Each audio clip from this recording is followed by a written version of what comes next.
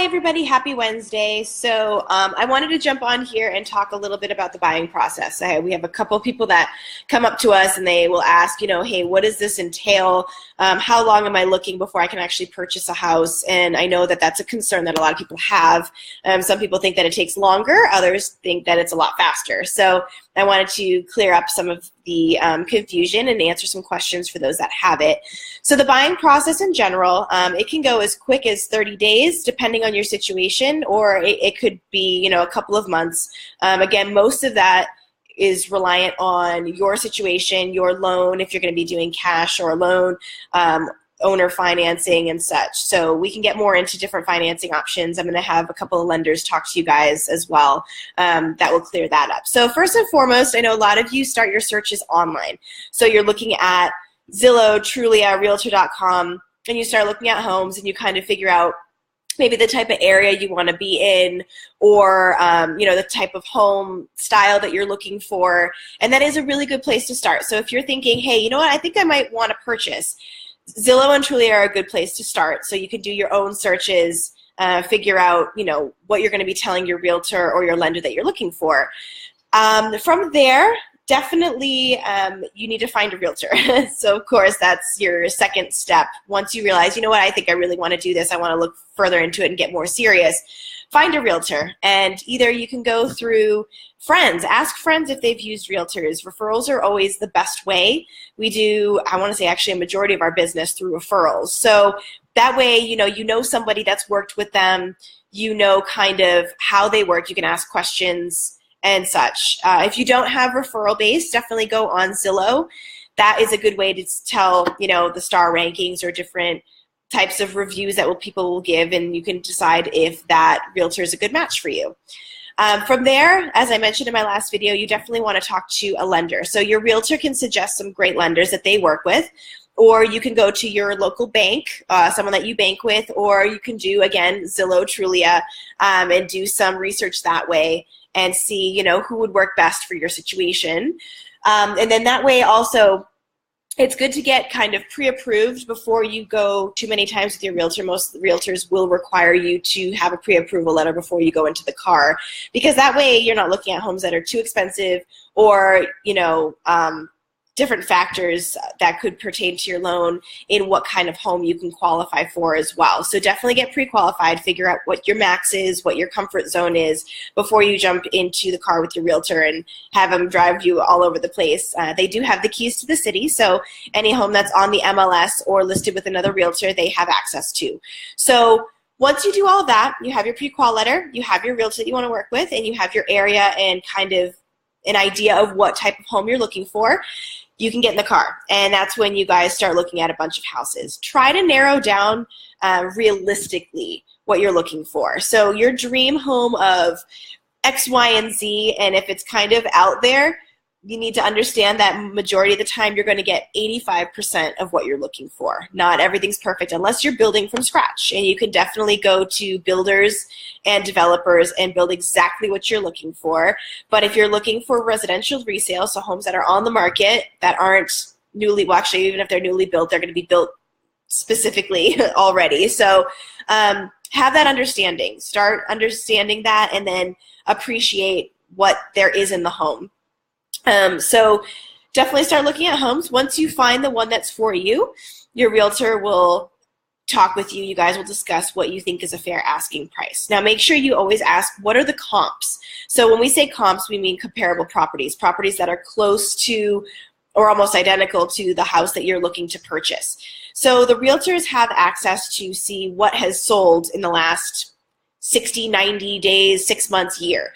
So if your home that you're looking at is, listed at $250, but all the other homes in the area that are exactly the same to it have sold at $200, well, it's priced way too high. So you can go in lower, and your realtor is going to negotiate for you, kind of give you some suggestions. Most of the time, we'll never give you a solid number of what we think you should go in at, because that's just too risky for us, and it's your purchase. It's what you're comfortable with. So let's say it's at $250. We'll say, houses have sold around $210. So, given that information, what do you want to offer at? So that's where your realtor comes in, and that they're really good, is they can give you the market analysis. They've done this before. They can tell you what it's going to probably sell at. Obviously, barring, the seller being, having a too high of a number in their head. If they're coming down to the actual market standards, they can tell you kind of what the house will probably sell at. So from there, you'll go put in your offer, your dates. So do you want to close in 30 days? Does your lender say you need 45 days? Are you doing a typical, different types of loans will take different amounts of time to close. So a standard conventional or FHA loan is 30 days. So you'd have all of your deadlines for inspections and things like that, that your realtor will help you negotiate and help you figure out a timeline for your move. After everything's accepted, you guys will negotiate back and forth. Counter offers are really big right now. So most likely you'll send in an offer and the seller will send a counter back. So you guys will be negotiating back and forth until you come to an agreement, and that's your accepted date. So from there, you'll do inspections. So out here, all realtors typically suggest doing a home and termite inspection almost straight across the board. That's just something you want to have. And, depending on different areas that you're in, you're going to look for septic or well or sewer line inspections and fireplace and things like that. So it just depends on the type of home that you're purchasing in your area, and your realtor will help you negotiate and figure out what inspections are truly needed. But inspections are very, very important. So we try to get our inspections done within 7 days of acceptance because we like to go very fast. So we want to know if there's a major problem. We want to know 7 days in so that we're not wasting any time should something happen and it's a no-go. We only took off 7 days of your, potential home purchase to look for something new. So from there, you do your inspections, and then once your inspection report comes back, you have what we call as an ORW. It's objections, resolutions, and waivers, and it's basically a repair request. So it's what you're asking the seller to repair in their home prior to your purchase.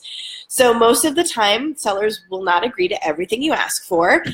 So again, this is another negotiation stage where you pick the things that are most important. If there's roof damage or foundation damage, those are some of the high ones that people will typically ask for. And lender base, termites, roof, and foundation are big no-nos. You have to have those fixed in order to get a loan. So those are typically non-negotiable, but they can also give you money at closing for them, or they can negotiate off price. And there's a lot of variables. Again, that's where your realtor comes in.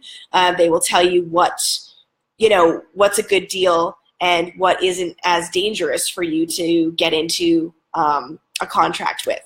So after the repairs, you go back and forth. Everything's agreed to, whether it's money at closing towards your closing costs and things like that. You'll come to an agreement and you'll get to move forward. At the same time, title is doing all of their work. So title and escrow out here in New Mexico, it's this one and the same. It's where you're dropping off your earnest money too, that I forgot to mention. So after you go into contract, your earnest money, which is basically your skin in the game. So it's the amount of money that you're going to put down on the table that will go towards your closing costs at the end or your down payment. And the price varies depending on the price of the home that you're going into as well. So title's doing all of their research. They're making sure there's no liens on the home, that the taxes are paid up, that the person that's selling you the home actually owns the home. That's a big one. That there's not, a husband trying to sell it from his ex-wife, and they're both on title, and you kind of need both of their okays to go. So that's title does all of the legal, making sure that the transaction can go through as intended.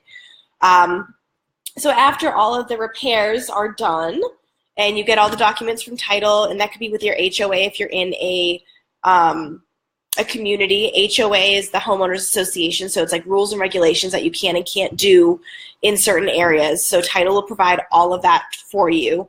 After everything's okay, everything looks good, you guys will go to closing, and that's the day that you have in your agreement that, the 30-day or 45-day or whatnot.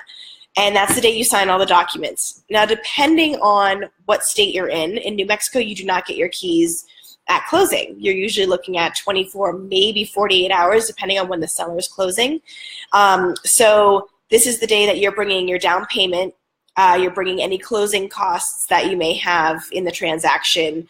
And we'll talk more about closing costs in another video as well, because that's something that a lot of people don't understand as well. But you're bringing everything to the table, you're signing everything. And then after they record and they fund, so whether your lender funds or your bank sends the check or whatever, that's when you'll get your keys, and that's when you'll be able to move in. So again, there's many factors and variations that things depend on. Most of it is actually dependent on you, your loan, or how long it takes for your cash to wire, how long it takes title to figure out all of their information and all of their research. And sometimes the seller needs more time. So if you can close in like 2 weeks, which is typically what title needs if you have cash, sometimes your seller is going to say, wait, I really need 30 days because I need to move myself. So there's a lot of factors, but majority of the time it's about 30 days, 30 to 45 days, and you could be moved into your new home. So if you guys have any questions, please feel free to send us a message. We're more than happy to answer them for you. And hopefully this kind of gave you a good little quick-ish insight to the buying process. And yeah, have a great rest of your week. We'll talk soon. Bye-bye.